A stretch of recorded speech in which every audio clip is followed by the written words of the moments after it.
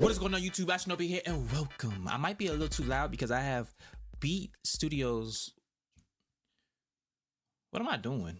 I'm about to actually watch something that's probably going to be a little terrifying and yeah, I don't know what I'm doing right now with these beats on. But today I wanted to do this video because I was scrolling on YouTube and I just seen it. The most disturbing Reddit post. I didn't want to watch this by myself, so I clicked record and y'all gonna watch it with me. But how was y'all day? Was y'all day good? Bad? In between, normal, relax, chill. Today is a Tuesday, so it wasn't too bad. How was work? How was school? How's things going? Well, if your day was bad, I hope this seeing my face helps you a lot. I love you. Keep your head up. Always stay positive. Let's get right into it. It's already been established that Reddit isn't always home to the most innocent content. Sure, you can find cat videos galore, but there is always something going on. I don't really be on Reddit like that. The site. From disturbing posts, users, and subreddits, it's hard to deny that Reddit has a disturbing and sinister side. With that being said, today we're going to look into the most disturbing Reddit posts ever made. Before we hop in the video, I just wanted to tell you to keep going. I know it feels like the weight of your troubles are crushing at times. I mean, I guess you're just gonna get two positive things in both videos. In the one video, you're gonna get two positive. But I assure you that you'll pull through. A lot of people suffer in silence nowadays, so make sure that you're expressing your feelings in a healthy manner to a trusted person in your life. Please take care of yourself. But anyway, ladies and gentlemen, enough of my blabbering. Let's hop in today's video. Let's go. Oh, the music got a little creepy. The first case that we're going to be looking into dates back to a 7-year-old Reddit comment on r/AskReddit. A user asked the question, to those who accidentally killed someone, what went wrong? What? Why is that what?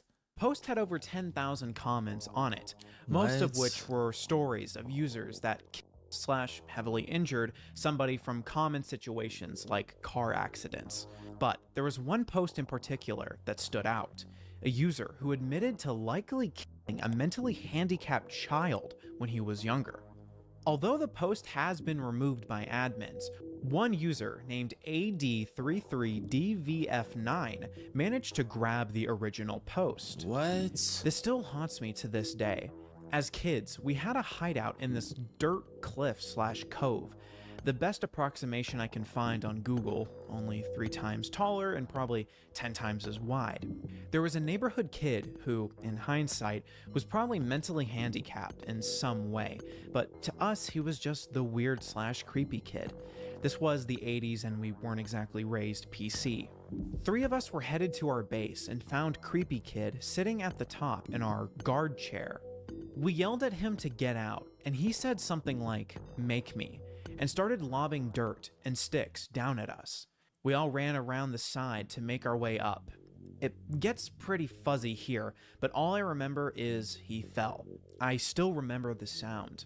When we got back down to check on him, he was in a very awkward position with blood coming out of his mouth. We all just freaked out and ran home, and as far as I know, no one has spoken a word of this to anyone. We didn't go back for over a month and never said a word of it between us.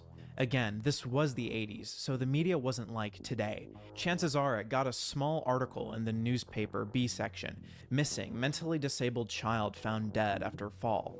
Over the next few hours... Okay, I know seeing something like that can spook you out. Of course, anybody will be spooked out. But bro, y'all didn't tell no one at all? It was an accident. So it wasn't like someone actually killed him. It was an accident. He fell. hours, his post would gather a few thousand upvotes and hundreds of comments questioning his motives and trying to find out all they could about the situation. Most assume that he/his friends ended up bullying and pushing the kid off of the cliff. Others felt it was simply made up, and tons of other Redditors were trying to sorry, but your thing, it moved by itself. I don't know if the AC on, the heat on, or ghost. to encourage him to contact family members of the weird kid in question or even go to law enforcement. Users explained that since he was a kid at the time of murder, he probably wouldn't be prosecuted for it. The next morning, the user returned and added information to his post. Well, I didn't expect to wake up to this. I have no idea why we didn't collectively tell our parents. You're right. We all just booked it for our respective homes without saying a word. I think it was mainly because he was the weird kid, and we all thought that would get us in trouble somehow.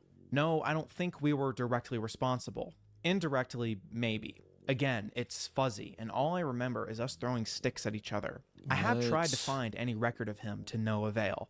I remember the neighborhood kids from those days, first names, but not the last.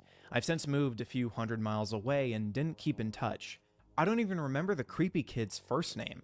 I have looked blindly for any record of the kid and have spent hours on Facebook trying to find my old friends, but haven't found anything yet. No, I don't know if he actually died or not that day. All I have to go off of is my mom mentioning him going missing and us not seeing him around after that. One user in particular took the challenge to try to solve this case and linked it back to Scott Kleesholt, a 9-year-old boy who went missing in 1988. While many users felt the body should have easily been found when police did a full-scale search for Scott, the original post mentioned that there was a big thunderstorm coming when they left the scene. According to Scott's police report, Scott was last seen not far from his home in the 3300 block of Leverins Drive, walking near a wooded area known as The Trail. Sorry. If y'all was locked in, I'm sorry. But 3300 block. Why did that sound like, I'm sorry, I don't know why. I don't even know why I even pointed it out. It just sounded like a rapper would say in their songs today. Let me see. I was grown. Wait, no, what? What am I talking about? I was raised on 3300 block. What? No, yo, I don't know. It was just before a fierce thunderstorm swept through the area. Some Redditors made a case that the storm may have swept the kid's body into a river or the woods at the bottom of the trails. If you look at the image he gave showing the area, you may see how this could be possible. A different Reddit user who lives in St. Charles says that they remember the story and explained the location that is now Fox Hill Park in St. Charles had dirt trails and several steep gorges cutting through it in 1990. In the comments, someone asked if they had ever found a body or saw the kid again. The user explained that he had, quote, "No idea. We were kids, maybe 10 to 12-ish, so we didn't exactly watch the news or read the paper. Even if our parents knew, I don't think they would have mentioned it to us at that age." I did ask my parents maybe 10 years ago if they remembered him, and they said something along the lines of, "Yeah, didn't he go missing?" And that's about as far as I wanted to push it. A few hours later, the Reddit Mom, I was there.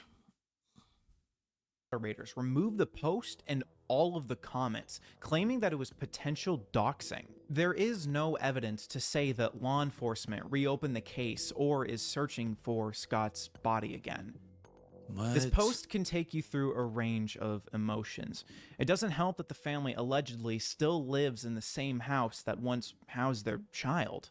It's absolutely tragic what happened to Scott and their family, and I hope that one day closure is given to them. Definitely. Okay, so I'm on another video. I wanted to do 2 Reddit videos. I'm just reacting to 2, but like one Reddit story, I guess. This one is called 5 Most Disturbing Reddit Threads. It's basically the same as the other one, I guess. I don't know. I just, what? On May 1st, 2015, Reddit user R.Bradbury1920 made a strange post to the site in which he wrote about his suspicions that somebody was breaking into his apartment and leaving post-it notes in random parts of his home. The entry read, On the 15th of April, I found a yellow post-it note in a handwriting that wasn't mine on my desk reminding me of some errands I had to do, but told literally nobody about. Huh? While odd, I chalked it up to something I did in my sleep, thinking maybe in my half-awake state I scrawled it so it didn't appear to be my handwriting. I threw it out and thought little of it. What? You thought little of that? You told nobody about your plans? But somebody wrote your plans down and you didn't know, you don't even know, what? You don't even, what? Somebody is in your apartment. On the roof, on the ceiling, it could be anywhere. They could be under the ground. I don't know. The 19th, I found another post-it note on the back of my desk chair in the same handwriting as the previous note, telling me to make sure I saved my documents. What? I was freaked out, but there were no other signs of a break-in, so I set up a webcam in my house and aimed it at my desk and used a security camera app for it to record after detecting movement. On the 28th, I woke up to find another post-it note, this one saying, "Our landlord isn't letting me talk to you, but it's important we do." I immediately checked the webcam's folder on my computer and found nothing from the night before, but my computer's recycling bin had been emptied, which I am certain I did not do recently, indicating someone had noticed the webcam and deleted the files. They were just saved straight to my folder on my desktop called webcam. Today, on the 1st of May, I found another post-it note, this time on the outside of my door with nothing written on it, and there also appeared to be post-its on many other doors in my apartment complex, all blank in varying colors. Wait, are you living with someone? Are you living? Do I have any legal recourse here? I have no proof except for the post-its, but those are written by my pen and on my post-it notes, so conceivably I could have faked them. What? Would contacting the police get me in any trouble if they can't determine an outside source for this? I just want to make sure I'm not wasting anyone's time. Should I consult my landlord? Those also living in the complex? The entry is already extreme. Yeah, you should definitely consult them. Landlord plus the people living there, because they probably get post-it notes too.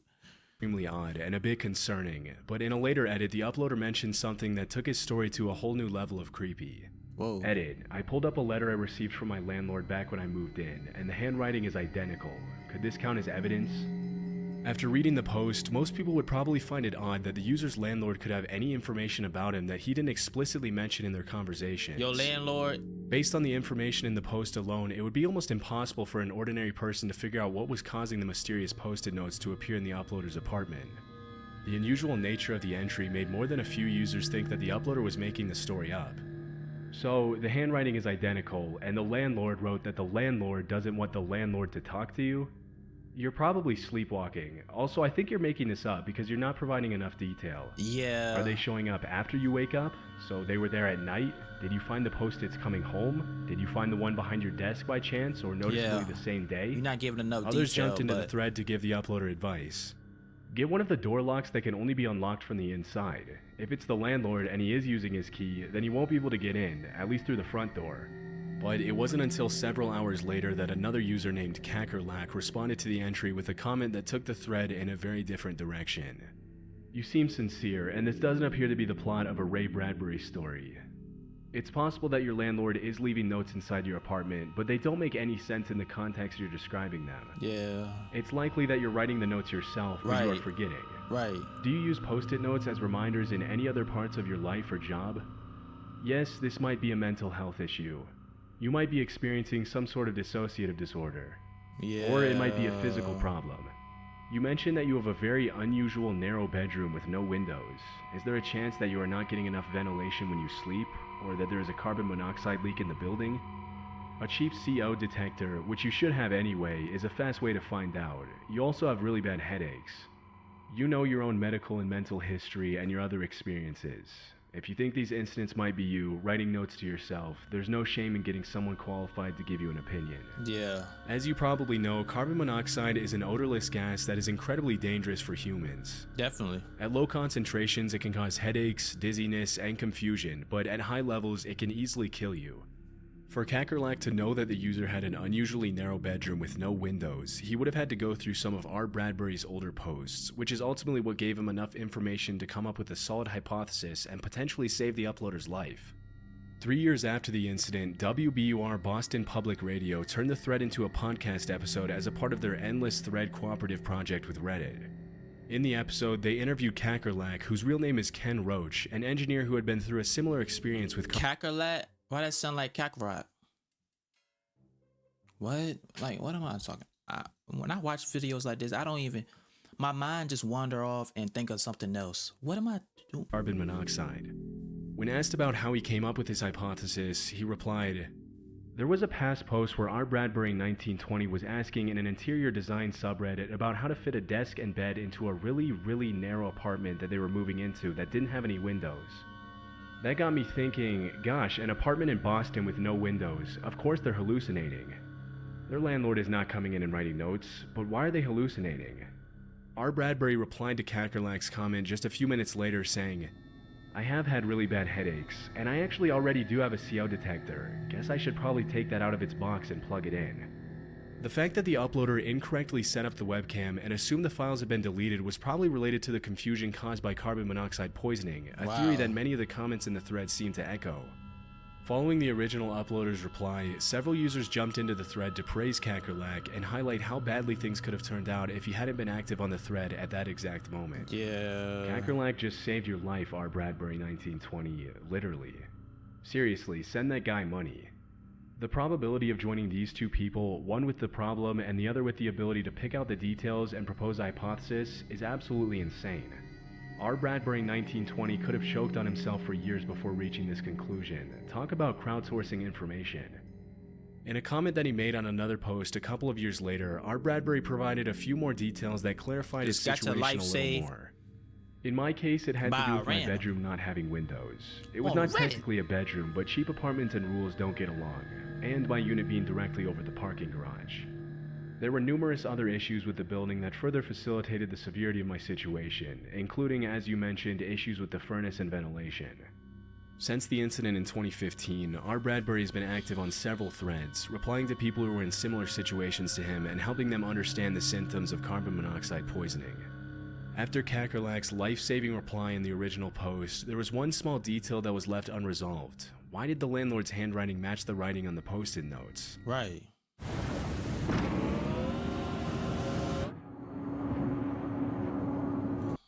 Although R. Bradbury never commented on the matter himself, other Redditors in the thread came up with their own theories.